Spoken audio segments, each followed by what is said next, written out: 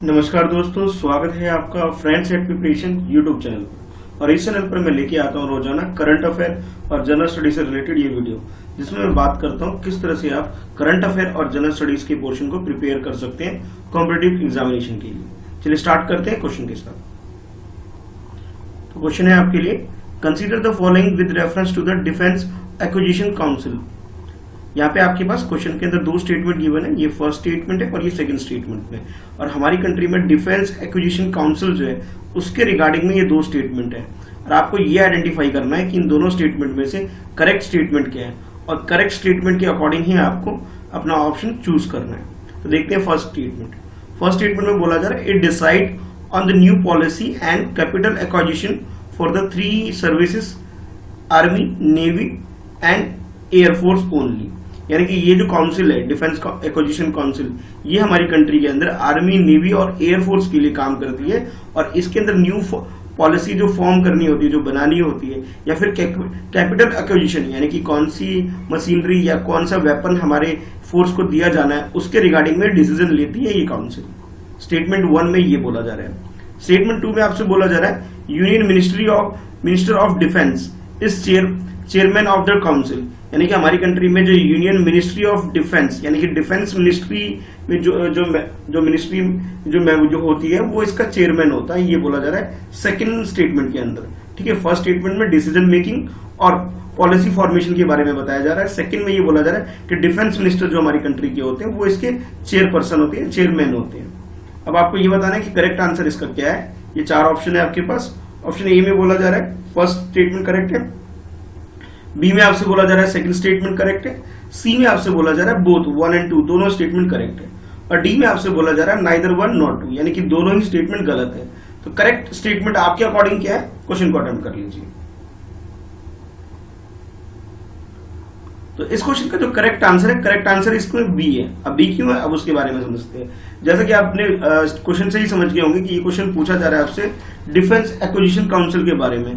तो हमारी कंट्री में ये इसका जो मेन पर्पस है या मेन एम है या मोटिव है इसको फॉर्मेशन करने का, कि भी हाईएस्ट लेवल पर डिसीजन मेकिंग हो सके और पॉलिसी फॉर्मेशन हो सके। अगर हम बात करें अपनी कंट्री में सेफ्टी और सिक्योरिटी की, Indian army, Indian navy, Indian air force के अलावा एक और है इंडियन कोस्ट गार्ड, इसके लिए भी काउंसिल काम करती है, जिसके बारे में क्वेश्चन के अंदर मेंशन नहीं था। इस हिसाब से क्या हुआ कि स्टेटमेंट 1 जो हमारा हो गया वो गलत हो गया।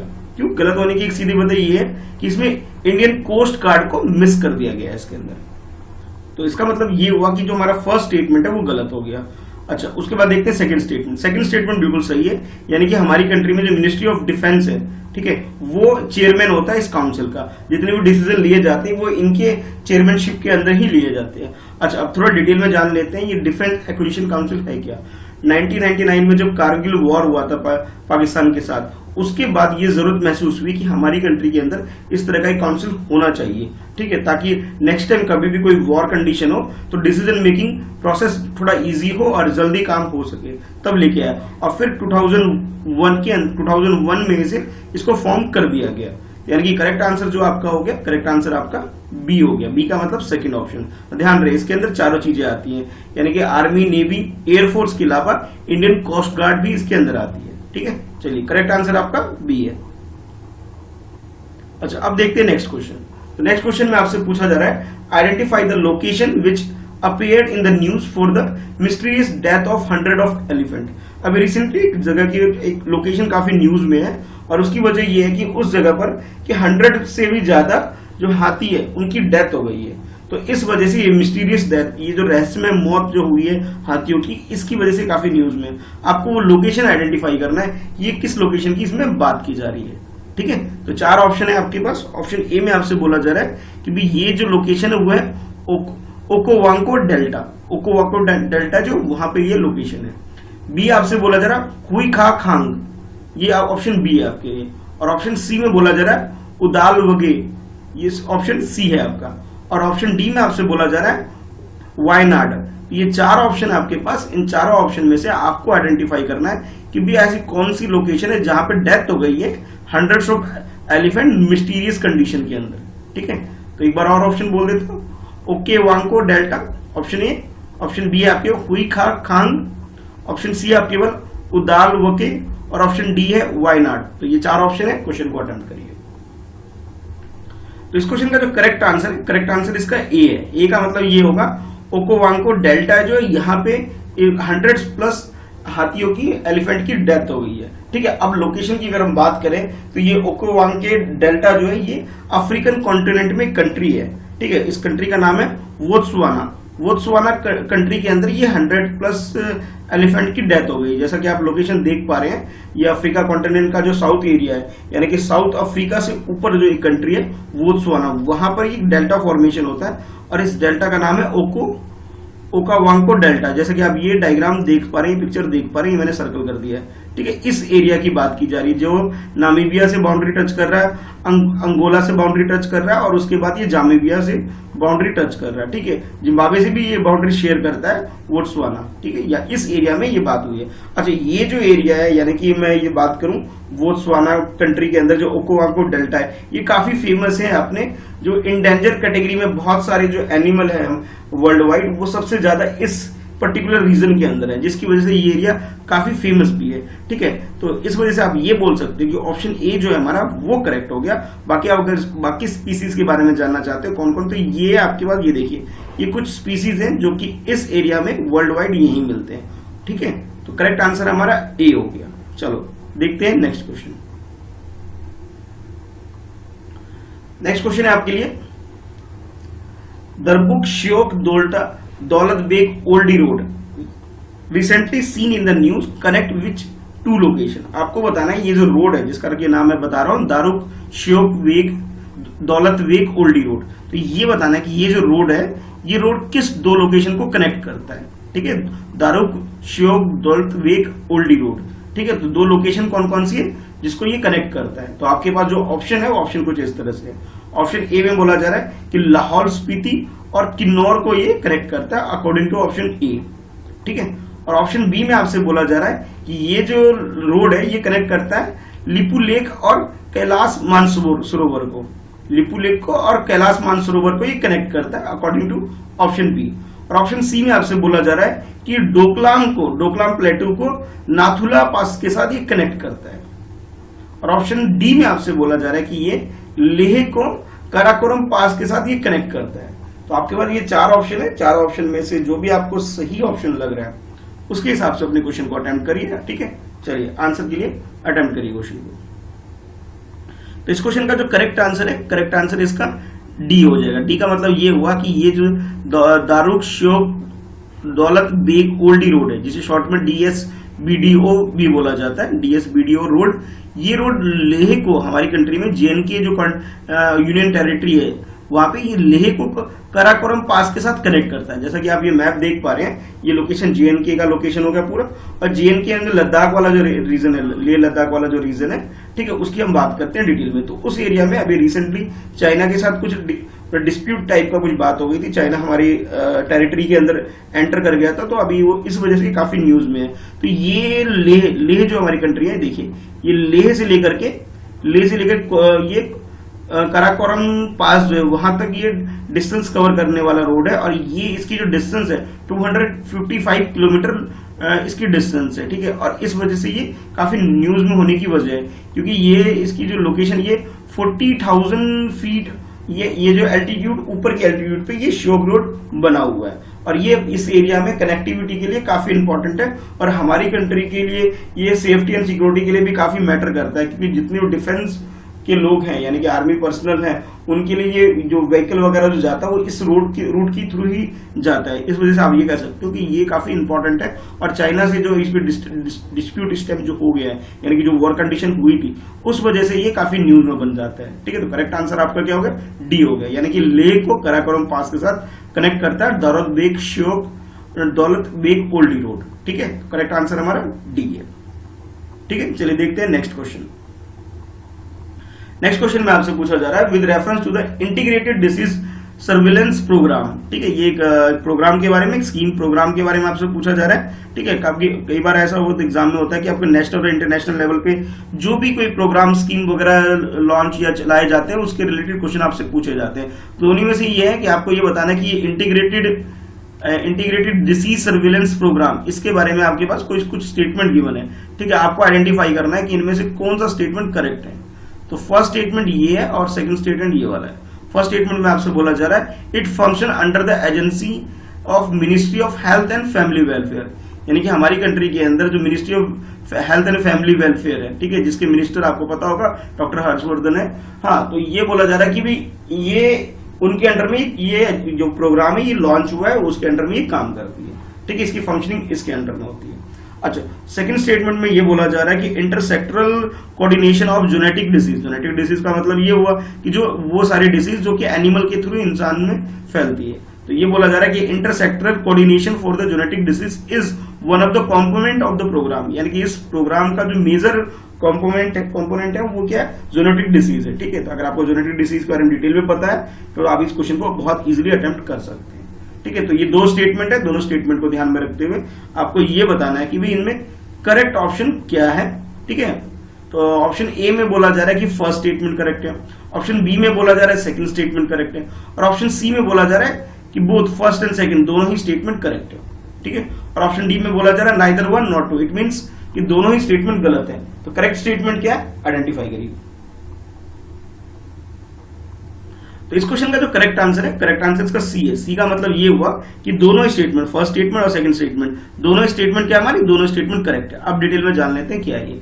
तो ये इंटीग्रेटेड डिसीज सर्विलेंस प्रोग्राम जो है ये हमारी कंट्री के अंदर जो मिनिस्ट्री ऑफ, जैसे बोला गया क्वेश्चन के अंदर ही स्टेटमेंट 1 के अंदर कि ये ministry of health and family welfare के द्वारा रन किया जाता है, फंक्शन किया जाता है, ठीक है। और इसके लिए जो असिस्टेंस दी जा रही है वो वर्ल्ड बैंक के थ्रू आ रही है। 2004 से इसे लॉन्च किया जा चुका है और वर्ल्ड बैंक इसे असिस्ट करता है। असिस्ट करने का मतलब है कि फाइनेंशियली जो सपोर्ट करता है वो वर्ल्ड बैंक करता है इस प्रोग्राम के लिए, ठीक है। और इस प्रोग्राम के अंदर जो मेजर काम होता है वो उसके बारे में थोड़ा जान लेते हैं क्या क्या। तो नंबर 1 आप ये बोल सकते हैं ये क्या करता है, हमारी कंट्री के अंदर जितनी भी इंटीग्रेशन और डिसेंट्रलाइज और इंटीग्रेटेड जितनी भी सर्विलेंस एक्टिविटी है उसको ये मॉनिटर करता है हमारी कंट्री के थ्रू आउट पूरे इंटायर हमारी बाउंड्री के अंदर, यानी कि हमारी कंट्री के अंदर जितने भी स्टेट है, जितने भी डिस्ट्रिक्ट है, डिस्ट्रिक्ट लेवल पर, स्टेट लेवल पर, ब्लॉक लेवल पर, हर तरह से ये स्टैब्लिश्ड है और ये फंक्शनिंग कर रहा है। मेनली ये स्टेट, सेंटर, स्टेट और डिस्ट्रिक्ट पर फोकस करता है, ठीक है, ये आप बोल सकते हो। अच्छा, उसके बाद जो नेक्स्ट जो इसकी फंक्शनिंग है ये हमारी कंट्री में HRD यानी कि ह्यूमन रिसोर्स डेवलपमेंट एरिया को ये बूस्ट करता है, यानी कि ये डिस्ट्रिक्ट लेवल पर, स्टेट लेवल पर, ठीक है, ये क्या करता है कि भी जो हमारे जो ह्यूमन रिसोर्स है यानी कि जो ह्यूमन बीइंग है जो वर्किंग क्लास के अंदर आते हैं वहाँ उनको उनकी हेल्थ के ऊपर ज्यादा फोकस करता है ये प्रोग्राम। अच्छा, नेक्स्ट ये बोला गया है कि ये कम्युनिकेशन, ये क्या करता है, जो कम्युनिकेशन टेक्नोलॉजी जो है उसको यूज करने, उसको प्रमोट करने के लिए ये प्रोग्राम भी लॉन्च किया गया। यानी इसका एक मोटिव ये है कि भी हेल्थ सेक्टर के अंदर कम्युनिकेशन टेक्नोलॉजी को अच्छे से अच्छे तरीके से यूज किया जा सके। इंफॉर्मेशन कम्युनिकेशन टेक्नोलॉजी को यूज करने से क्या होता है, इनकी प्रोडक्टिविटी बढ़ सके, ये इनका मेन मकसद है। तो ये कुछ फंक्शन थे जो मैंने आपको बता दिया। और मेनली ये जेनेटिक डिजीज यानी कि वो सारी बीमारी जो जानवरों से ह्यूमन बींग्स में ट्रांसफर होती है उस पर ज्यादा फोकस करता है ये इंटीग्रेटेड डिसीज सर्विलेंस प्रोग्राम, ठीक है। यानी कि फर्स्ट स्टेटमेंट तो हमारा करेक्ट हो गया। और सेकंड स्टेटमेंट के अंदर जो ये बोला जा रहा है, ये सेकंड स्टेटमेंट के अंदर जो आपसे ये बोला गया था कि ये क्या करता है, ये इंटरसेक्टरल कोऑर्डिनेशन करता है ये जेनेटिक डिसीज को, इसका मेजर कंपोनेंट है। बिल्कुल सही बात है ये, यानी कि भाई इन्फॉर्मेशन फर्स्ट में तो ये हो गया कि इन्फॉर्मेशन टेक्नोलॉजी को फोकस करता है, इसकी कुछ फंक्शनिंग के बारे में मैंने आपको बात करी। हमारी कंट्री के अंदर ये ministry of health and family welfare के अंदर आता है, बिल्कुल सही बात है। दूसरा जो जेनेटिक डिसीज से रिलेटेड जो आपको बताया जा रहा है कि भाई जो मेन फोकस होता है, जो ये कोऑर्डिनेट करता है, ये जेनेटिक डिसीज के लिए कोऑर्डिनेट करता है, यानी कि दोनों ही स्टेटमेंट बिल्कुल करेक्ट हो गए, ठीक है। चलिए देखते हैं next question. Second next question में आपसे पूछा जा रहा है which of the following have direct application in silico drug recovery process. तो ये जो क्वेश्चन है आपके पास, इस क्वेश्चन ये भी हेल्थ सेक्टर से ही है आपके लिए, और इसमें ये पूछा जा रहा है in silico drug recovery process के बारे में आपसे पूछा जा रहा है, ठीक है। तो यहाँ पे दो प्रोसेस के बारे में आपको दिया गया। फर्स्ट प्रोसेस बोला जा रहा है बायो इन्फॉर्मेटिक और सेकंड प्रोसेस बोला जा रहा है आपसे कि कंप्यूटर सिमुलेशन, ठीक है। ये दो मेथड आपको दिए गए हैं, आपको ये यूज करेक्ट बताना है कि इन दोनों में से करेक्ट मेथड कौन सा है। अगर हम बात करें in silico drug recovery process, it means ये है कि मान लीजिए किसी के अंदर किसी को मतलब किसी ड्रग्स एडिक्शन है किसी के अंदर, ठीक है, उसको रिकवर करना है, यानी कि उसे इस तरह की लत से दूर कराने के लिए हमारी कंट्री में या फिर वर्ल्ड वाइड कौन सा सिस्टम मेडिकल फील्ड में यूज किया जाता है, प्रोसेस के बारे में आपसे पूछा जा रहा है। तो ये दो मेथड आपको दिए गए हैं, दोनों मेथड में से आइडेंटिफाई करिए कि करेक्ट आंसर क्या हो सकता है। ठीक है, ऑप्शन ए में आपसे बोला जा रहा है कि फर्स्ट स्टेटमेंट ओनली वन, यानी कि फर्स्ट का मतलब बायो इन्फॉर्मेटिक करेक्ट है। अच्छा, बी में बोला जा रहा है कि भी सेकंड स्टेटमेंट करेक्ट, सेकंड का मतलब ये कंप्यूटर सिमुलेशन, इसका सेकंड मेथड जो है वो करेक्ट है। और सी में बोला जा रहा है बोथ, यानी कि फर्स्ट और सेकंड दोनों ही स्टेटमेंट करेक्ट है। और डी में आपसे बोला जा रहा है neither one not two, it means दोनों ही स्टेटमेंट आपका गलत है। तो करेक्ट स्टेटमेंट क्या है, क्वेश्चन को आइडेंटिफाई करके ऑप्शन को देखते हुए अटेम्प्ट करिए। तो इस क्वेश्चन का जो करेक्ट आंसर है, करेक्ट आंसर इसका सी है। सी का मतलब ये है कि दोनों ही मेथड, दोनों ही रिकवरी प्रोसेस जो आपको दे रखे, दोनों ही बिल्कुल करेक्ट है। ठीक है, यानी कि आप ये बोल सकते हैं ये जो फर्स्ट मेथड है जिसके अंदर आपको बोला गया कि बायो इन्फॉर्मेटिक मेथड, यानी कि ये एक तरह से टूल है जिसके अंदर क्या किया जाता है कि जो किसी के अंदर जो प्रॉब्लम्स है या डिसीज से है उससे रिलेटेड उसके रिलेटेड जो डिस्कवरी प्रोसेस, या फिर यूं कहूं कि मैं उसे आइडेंटिफिकेशन का काम किया जाता है कि जो ड्रग्स वगैरह क्या टारगेट कर रही है हमारी कंट्री के अंदर, जो हमारी बॉडी के अंदर मतलब किस पोर्शन को टारगेट किया हुआ है और कहाँ पे इसके सिस्टम मिल पा रहे हैं। ठीक है, कंट्री के अंदर नहीं बल्कि हमारी बॉडी के अंदर। ठीक है, अच्छा, तो यानी कि फर्स्ट स्टेटमेंट हमारा बिल्कुल ठीक हो गया। इसका मतलब ये है कि ये क्या करती है कि डिस्कवरी प्रोसेस को आइडेंटिफिकेशन करने का काम करती है, हम कहें तो बायो इन्फॉर्मेटिक टूल्स।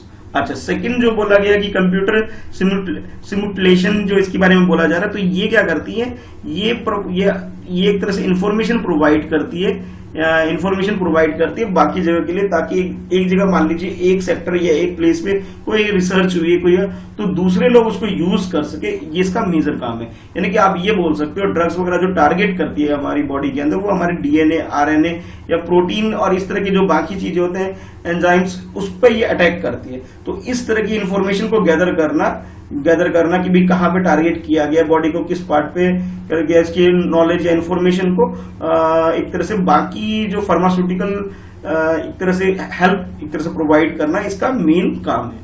यानी कि दोनों ही स्टेटमेंट, फर्स्ट स्टेटमेंट भी और सेकंड स्टेटमेंट भी, दोनों स्टेटमेंट करेक्ट है। यानी कि आपका जो ऑप्शन सी है वो आपका करेक्ट आंसर हो गया। अब आप कमेंट करके मुझे ये बताइए कि आपने कितने क्वेश्चन के आंसर सही अटेम्प्ट करे। कोई डाउट है तो आप कमेंट करके पूछ सकते हैं। पहली बार वीडियो को देख रहे हैं तो भी चैनल सब्सक्राइब कर लीजिए और लाइक, कमेंट और शेयर करना ना भूलें। ज्यादा से ज्यादा अपने दोस्तों में से जरूर शेयर करिए। चलिए फिर मिलते हैं फिर नेक्स्ट वीडियो में।